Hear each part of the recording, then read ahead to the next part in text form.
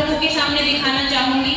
तो एक बार जोरदार तालियां हमारी पूरी टीम के लिए जिन्होंने ये सेंटर चलाया और उन बच्चों के लिए जिनकी वजह से हम कामयाब हो पाए।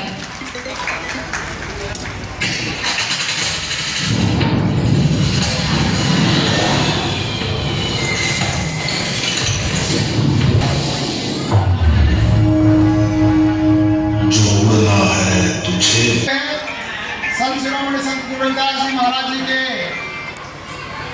इस पावन पर्व के ऊपर एक गीत और डांस प्रस्तुत करना चाहते हैं। मैं नन्हे मुन्ने बच्चों को आमंत्रित करता हूं और आप लोगों से भी एक निवेदन और विनती गुजारिश करता हूं।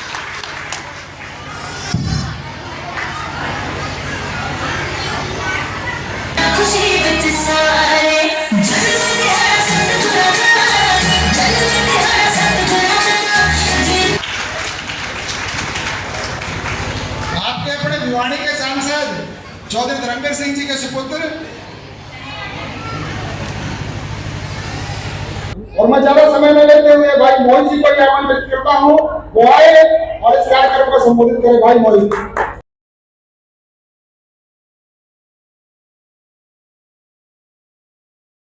देखिए, संत गुरु शिरोमणि गुरु रविदास जी के जयंती के अवसर पर मैं तो यही कहूँगा कि हमारे संतों ने उस समय जन्म लिया जब हमारा हिंदुस्तान कठपुतलियों की तरफ था। उन्होंने ऐसी परेशानियों का उस समय सामना किया, समाज को ऐसा सब कुछ सही राह बताने का काम किया जिस समय जाति पाति इन सब चीज़ों का अपने आप में बहुत ज़्यादा प्रबल वो चल रही थी। लेकिन उस समय एक अच्छा संदेश देकर सबके लोगों को एक शांति की तरफ ले जाने का काम किया, भाइयों में भाईचारा बनाने का काम किया। जो बंटवारे की तरफ बढ़ रहे, जाति पाति का ऊंच नीच का भेदभाव उसमें बहुत ज़्यादा था। उस समय ऐसे संतों ने जन्म लिया और मैं ये कहूँगा कि इन्हीं संतों की बदौलत आज हमारा धर्म, हमारा आपस में समाज जो एक साथ जुड़ा हुआ है, एक साथ बना हुआ है, ये उसका सबसे मुख्य कारण है। सर, पहले हरियाणा, उसके बड़ा कारण इसका ये है कि भारतीय जनता पार्टी की जो नीतियाँ हैं, जो हमारे देश के प्रधानमंत्री माननीय मोदी साहब जी ने जो नीतियाँ बनाई, आज आप देखिए कि हमारा देश आर्थिक स्थिति में 5वें नंबर पर है और आने वाले समय में संसार में 3रे नंबर पर हमारा देश होगा। ये हमारे लिए बहुत बड़ी बात है। वहीं पर मैं ये कहूँगा कि हरियाणा में भी आप देखिए किस प्रकार से तीसरी बार भारतीय जनता पार्टी ने सरकार बनाने का काम किया, क्योंकि जनता ने एक मोहर लगाने का काम किया जो विकास की दृष्टि से, एजुकेशन की दृष्टि से, हर दृष्टि से जनता ने ये पाया कि ये सरकार बिल्कुल काबिलियत है।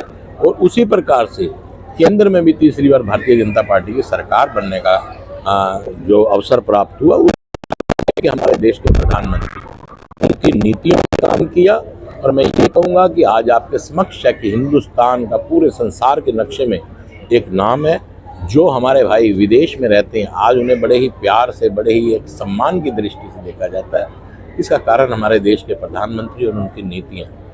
हरियाणा में जिस प्रकार से पहले हरियाणा में, फिर महाराष्ट्र में, फिर दिल्ली में भारतीय जनता पार्टी ने अपना डंका साबित किया, इस प्रकार से निकाय चुनाव में भी भारतीय जनता पार्टी हर निकाय चुनाव, चाहे मेयर का है या कहीं पे चेयरमैन का है, सब जगह भारतीय जनता पार्टी सरकार बनाएगी। क्योंकि ये एक ऐसा सिस्टम है जो नीचे से लेकर ऊपर तक चलता है। सर, की प्रक्रिया कानून लाने की बात है, सब कानून देखिए, इस मामले के अंदर कानून तो लाया ही जाना चाहिए। और जो हमारे भाई ये कहते हैं गलत प्रक्रिया से विदेश में जाते हैं, चलिए ये भी आज मैं ये कहूँगा कि आज उन लोगों को कम से कम यहाँ भेजा जा रहा है। ये भी एक कारण है कि हमारे देश के प्रधानमंत्री और उनकी नीतियाँ, कि हमारे जो लोग वहाँ पे चले गए उन्हें वापस सह सलामती से यहाँ भेजा जा रहा है। ये बहुत बड़ी बात है। सर, अनिल विज जी को नोटिस जो है वो जारी किया है, लगातार वो बयानबाजी कर रहे हैं। देखिए, ये पारिवारिक मामला है, इसको परिवार में बैठ के सुलझाया जाएगा, कोई ऐसी बात नहीं। सर, बात करें तो मीडियम से न करवा सकते, पोस्टर बैलेट से करवाने को लेकर इलेक्शन कमीशन को कांग्रेस बौखला चुकी है, कांग्रेस बौखला चुकी है, इसका दिवालिया पिट चुका है।